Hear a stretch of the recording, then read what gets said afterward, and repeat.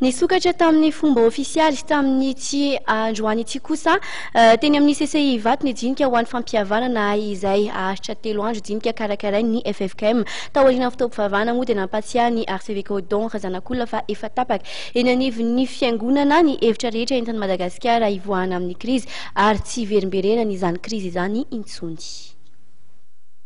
Jinika ho an'ny fampihavanana aritra 3 andro ary tarihan'ny filoham-piangonana FFKM no natomboka tamin'ny fomba ofisialy androany maraina teny amin'ny fitoerana fivoriana iraisam-pirenena Ivato.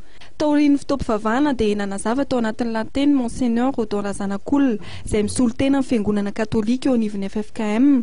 Nanazava fa efa tonga eo anivon'ny fiangonana daholo ny hevitra samihafa entina hanatanterahana izany jinika ho an'ny fampihavanana izany. Fotoanan'ny fanarenana sy fanatsarana izao hoy ny teniny fa tsy fotoana intsony entina nanaovana torapo.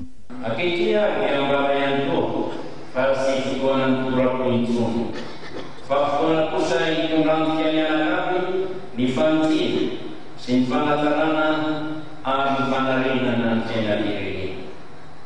Efa voarakitra ao anatin'ny tantara-tasy lasa iaingana amin'izao jinika izao avoa ny fampihevitra rehetra.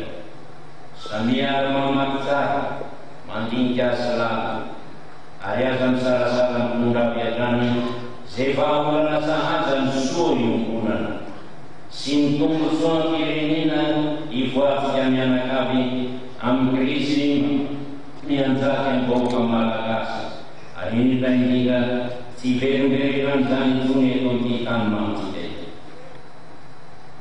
Ao afisina ihany koa fa mpanamora satria ara-morary izao jinika izao no andray karaisy ny FFKM.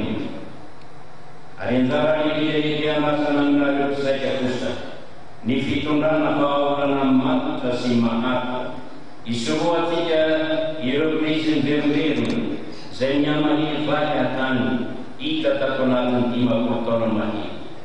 Raha noarina tamin'ny fivoriana Savanan'Anto natao ny 12 aprily 2024 teo dia tsy tonga nanatrika teny ny filoha an-tetezana Mitandra Rajoelina ny filoha teo aloha Didier Ratsiraka, tonga teny toerana kosa ny filoham-pirenena teo aloha Xavier Albert.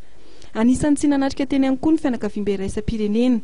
Ny alahady izao no hifarana amin'ny alalan'ny famoahana ny fanapa-kevitra iraisan'ireo mpizaika rehetra nandray anjara tamin'ity jinika ity.